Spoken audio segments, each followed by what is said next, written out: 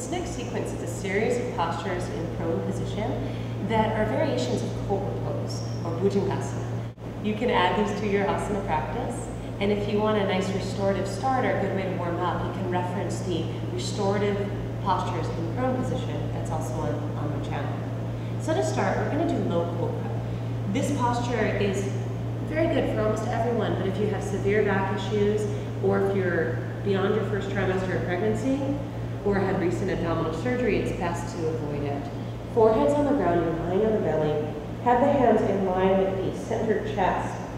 And then as you inhale, lifting up. Now the feet can be together or slightly apart, so both are good. Be sure you're comfortable in the back. And then just to know that you're in the proper position, lift the hands a quarter inch off the floor, and nothing should have happened. So the back muscles and the abdomen are supporting you. Hands come back down, draw the shoulders back.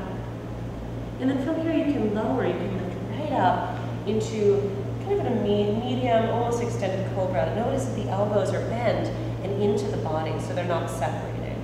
Bringing the eyes to rest in front of you, you can even lift the head up more, and breathing through the nose. And then from there you can extend a little more Sarahasta Bhujangasana. Sara meaning extended, hasta being arm, Bhujangasana cobra pose. We can even arch. And then gradually from there you're going to slowly lower down. You can make a pillow with the hands, turn the head to one side, big toes touch, heels roll out. And then we'll set up for the very last version of Cobra.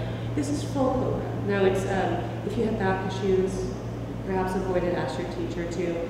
If you have hamstring issues, it can be quite intense, so do not push this pose. Don't push any poses more than than necessary. The hands come a little farther back than low Cobra. And the knees separate almost as wide as the mat. So in a breath in, you're going to start to lift up. It's a pretty deep back bend. The pelvic bone is still on the floor. And then begin to bend the legs, adjust, and then eventually maybe the feet come to your head. You can scratch the head a little bit. Arch your back. And after 5 breaths, very slowly starting to lower down, lowering gently. Turn the head, making a pillow with the hands again, big toes touch, and leave. And then once you're done with those, a nice counter pose, stretch into child's pose.